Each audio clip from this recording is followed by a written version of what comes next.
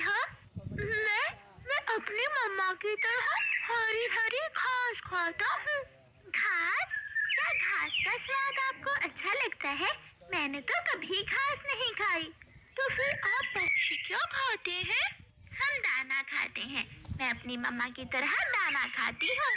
اس کا مطلب جو چیز ہماری مائیں کھاتی ہیں ہم بچے بھی وہی چیزیں کھاتے ہیں۔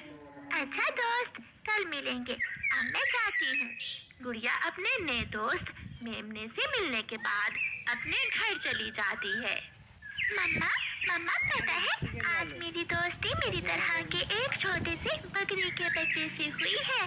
بکری کا بچہ، اس کا گھر کہاں ہے؟ وہ کہاں رہتا ہے؟ مما، ہمارے گھر کے پاس پیپل کے پیڑ کے نیچے رہتا ہے وہ میرا دوست اور اس کی مما۔ دوسرے دن ماں بکری اور اس کا بیٹا چھوٹا میمنا گھاس کھاتے کھاتے دور نکل جاتے ہیں۔ ندی کے اوپر ایک پرانا برج تھا۔ جب وہ ماں بیٹا اس برج سے گزرنے لگتے ہیں تو وہ برج ٹوٹ جاتا ہے اور وہ دونوں ماں بیٹا بہتی ہوئی ندی میں گر جاتے ہیں۔ میرے بچے، گھبرانا نہیں، میں بچا لوں گی اپنے بیٹے کو۔ دونوں ماں بیٹا تیزی سے ندی میں بہتے چلے جا رہے تھے۔ ماں بکری کسی بھی طرح اپنے بیٹے کو کنارے تک لے آتی ہے اور اسے ندی سے باہر نکال دیتی ہے، مگر خود ندی کی تیز لہروں میں بہہ جاتی ہے۔ چھوٹا بچہ اپنی ماں کو خود سے جدا ہوتے ہوئے دیکھ رہا تھا۔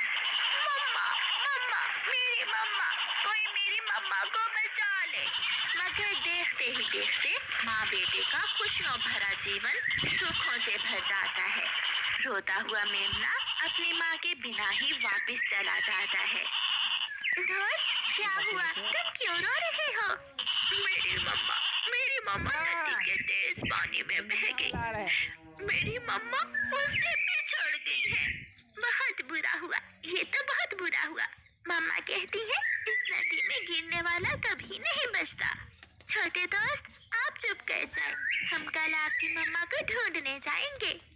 گڑیا اپنے گھر واپس چلی جاتی ہے۔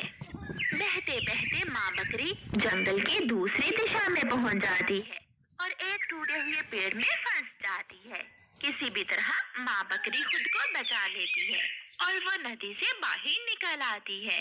روتی ہوئی ماں بکری ادھر ادھر دیکھتی ہے۔ یہ جنگل اس کے لیے نیا تھا۔ کالو، دیکھو وہ بکری رو رہی ہے، لگتا ہے دوسرے جنگل سے آئی ہے۔ اگر ہم اس بکری کو اپنے گھر لے جائیں تو ہمیں مفت میں دودھ پینے کو ملے گا۔ ہاں کالو، تیری بات تو ٹھیک ہے۔ دونوں کوے بکری کے پاس جاتے ہیں۔ بکری، تو رو کیوں رہی ہے؟ کیا ہوا ہے؟ ہم ماں بیٹا ندی میں گر گئے تھے اور میں اپنے بیٹے سے بچھڑ گئی ہوں۔ چنتا نہ کرو بکری، تم چنتا نہ کرو، تم ہمارے ساتھ ہمارے گھر میں آؤ اور ہم تمہاری مدد کریں گے تمہارا بیٹا ڈھونڈنے میں۔ ایسے کوا اور کوی بکری کو گھر لے جاتے ہیں۔ رات ہو جاتی ہے۔ بکری، ہمیں بہت بھوک لگی ہے، کیا تم اپنا دودھ ہمیں دے سکتی ہو؟ ہاں، آپ نے میری مدد کی ہے، آپ مجھے اپنے گھر لائیں، میں آپ کو اپنا دودھ ضرور دوں گی۔ کوا ایک گلاس لیتا ہے اور بکری کا دودھ نکال لیتا ہے۔